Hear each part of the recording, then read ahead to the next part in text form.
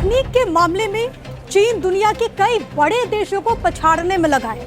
सैन्य ताकत बढ़ाने में भी उसने सबको हैरान कर रखा है। युद्ध तकनीक अब केवल टैंक, फाइटर जेट या लंबी दूरी की मिसाइलों तक ही सीमित नहीं रह गई, बल्कि दुनिया की सैन्य ताकतों के बीच चल रही तकनीकी होड़ अब एक नए मोड़ पर पहुंच गई है।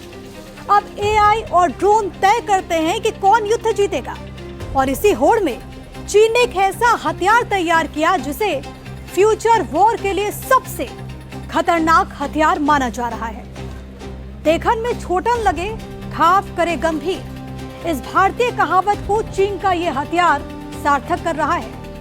दरअसल ये देखने में तो छोटा है, लेकिन इसकी बड़ी ताकत इसकी घातक क्षमता है। एटलस ड्रोन स्वार्म सिस्टम को कुछ इस तरह डिजाइन किया गया कि एक ही ऑपरेटर लगभग 96 ड्रोन को एक साथ कंट्रोल कर सकता है।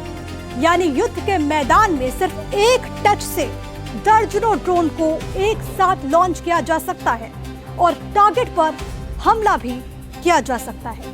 चीन ने हाल के कुछ संघर्षों में ड्रोन की बढ़ती उपयोगिता को देखते हुए एडवांस सिस्टम को बनाने पर ध्यान दिया। रूस यूक्रेन युद्ध, इजराइल फिलिस्तीन संघर्ष, भारत का ऑपरेशन सिंदूर और अमेरिका का ऑपरेशन एपिक फ्यूरी शामिल है। इन सभी संघर्षों में ड्रोन का भरपूर इस्तेमाल किया गया। अब सिस्टम की विशेषताएं क्या हैं, ये भी हम आपको बता देते हैं। तो मार्च के अंत में चीनी पीपल्स लिबरेशन आर्मी ने अपनी नई एटलस ड्रोन स्वार्म सिस्टम का अनावरण किया। यह सिस्टम किसी बड़े एयरबेस या फिर भारी भरकम इंफ्रास्ट्रक्चर पर निर्भर नहीं है, बल्कि एक मोबाइल प्लेटफॉर्म के रूप में ये काम करता है, जिसे छुपाना और दूर दराज के कोनों से ऑपरेट करना बहुत आसान है। एटलस प्रणाली एक साथ 96 छोटे और मध्यम आकार के स्पीड ड्रोन लॉन्च कर सकती है। ये बचाव और हमला दोनों करने में सक्षम है।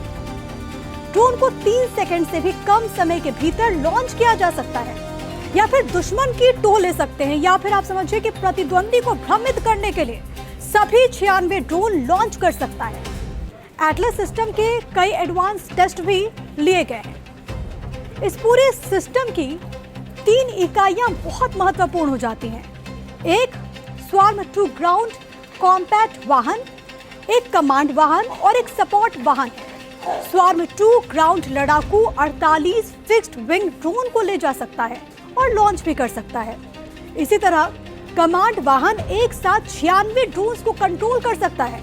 इसका आकार और गतिशीलता इसे टो लेने और हाई वैल्यू वाले टारगेट पर हमले के लिए बहुत उपयोगी बनाती है। इस सिस्टम की खासियतें यहीं खत्म नहीं होती। इस सिस्टम की एक बहुत बड़ी ताकत इसकी सोचने की क्षमता भी है। इस सिस्टम के ड्रोन सिर्फ किसी इंसान के एक टच के आदेश को ही पूरा नहीं करते, बल्कि खुद सोचते भी हैं, टारगेट की पहचान कर लेते हैं और जरूरत के हिसाब से अपनी रणनीति भी बना लेते हैं। चूंकि यह सिस्टम सैनिकों के एक समूह की तरह काम करता है, इसीलिए किसी ड्रोन के नष्ट होने पर बाकी अपना काम जारी रखते हैं।